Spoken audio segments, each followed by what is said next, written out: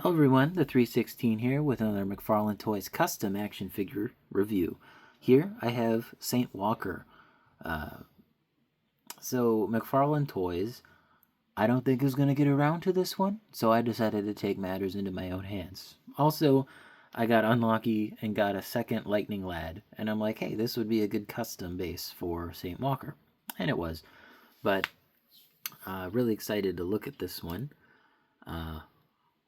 So again, I got a Lightning Lad as the base, and I got two 3D printed parts: the head sculpt and the torso logo. Two different sellers. There wasn't one seller that sold both, but overall, for just the parts, I think I paid 35 for the body, and then another like $12 for the 3D printed parts. So just under $50 just for the parts.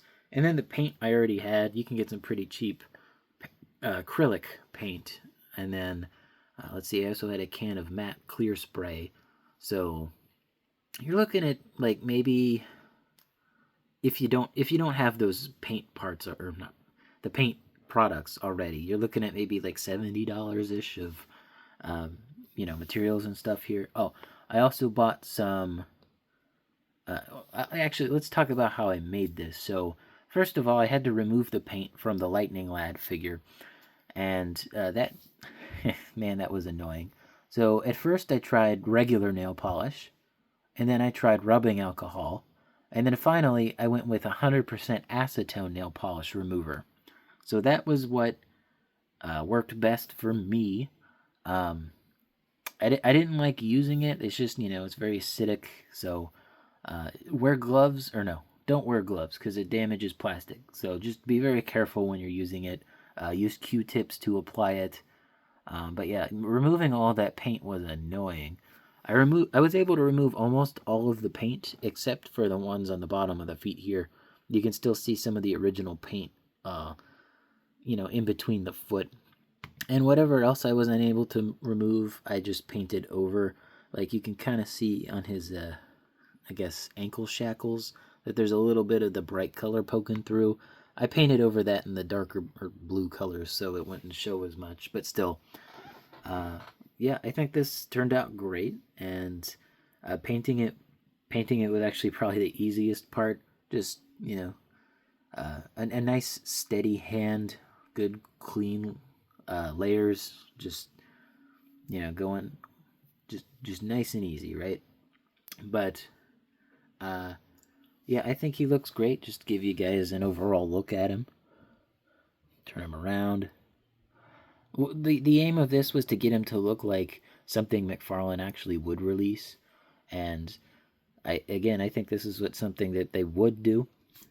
Now, I actually didn't remove the dark blue bands on the Lightning Lad figure. They were actually pretty much perfect for Saint Walker. If you look at least the reference material I used, he basically, from the lower portion of his shoulder down to the upper portion of his forearm, it looks exactly like this in the comics. Sure, I could have painted over it in black, but it's already dark blue. Like, it's already there. Just keep it.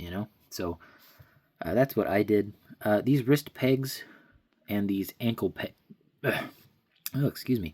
The wrist pegs and the ankle pegs are actually the same color. So I did paint over these, and these will probably, over time, lose some of their color. You can kind of see it poking out just a little bit. But yeah, they'll probably lose their color over time. Honestly, I don't care. It's not a big deal to me. Especially with the wrists. Like, the wrists are already pretty close to the white color I was using, so it doesn't look too bad. It blends in well. I, again, can't complain. Let's take a look at that logo. So the logo was white as a base. I didn't have to paint the white on, but the black I had to paint. And obviously you can see that I wasn't the best at it, and some of it landed on the actual logo itself, but I decided, all right, if I can't get the black off of the logo on that portion, why not just add like a blue wash to it, or a dry brush, excuse me, blue dry brush. And it's very subtle, especially from a distance, but when the light hits it, I think it looks really great. So, you know, happy little accidents, right? Um, I didn't fully paint over the entire figure. I just painted the regions I needed to, like the black in the thighs, the crotch, the sides here, up here as well, and of course the logo, and the ankles. And that acetone's good for removing most of the paint, but some of it just never came up. So again, I just had to cover over that with some more paint. But yeah, I think the Saint Walker turned out pretty good. I think my favorite part, of course, is the head sculpt.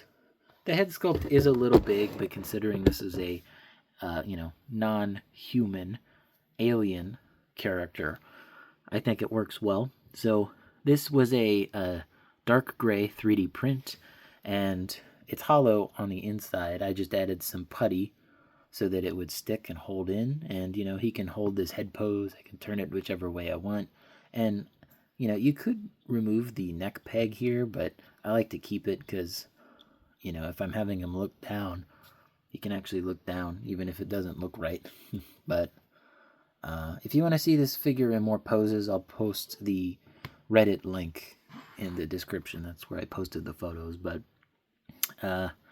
really like how the eyes turned out. So with the eyes, I did a layer of a dark blue, and then when I was painting the white of the skin tone, I painted a little bit of white over top of that dark blue, and then over top of that white and dark blue, I did a little bit of the lighter blue color. So it actually looks like his eyes are glowing. I'm really proud of that. I think I did a good job. Just like the Hal Jordan where there's some red poking in, so it looks like his eyes are glowing. This one actually looks like his eyes are glowing with the blue light of hope. Speaking of blue, I added a bit of blue dry brushing to the top here. Again, it's very subtle until you get to the back. But yeah, I think this looks pretty good. It just makes it look a bit more dynamic. Of course, Mcfarlane probably just make this in all white color, but I think this looks great. I am, again, very happy with how this turned out. And of course, you can articulate it. I'm not going to until the end of the video. But I think it looks pretty good, Let me know how I did in the comments down below. But, of course, I gotta do some size comparisons. And again, as this is a custom, I'm not actually gonna bust out the ruler. But, you know what? Screw it, I am gonna bust out the ruler. So at the top of his head, where I have him, he's almost 8.5 inches tall. He's just a little shy of that. And let's readjust this. Alright, speaking of customs, here's my old custom Red Lantern Hal Jordan. He doesn't always like to stand, but he looks pretty great. Probably do more Lantern customs if you guys want to see more of them. And let's go ahead and get the other Lantern Corps members we have. We got yellow, Sinestro. We got green, representing Tomar Ray here. I would have got my other Hal Jordan down, but he's holding up some other figures on my shelf, so... we also got black lanterns and white lanterns. There's White Lantern Batman. My GameStop pre-order still hasn't shipped yet, so fingers crossed.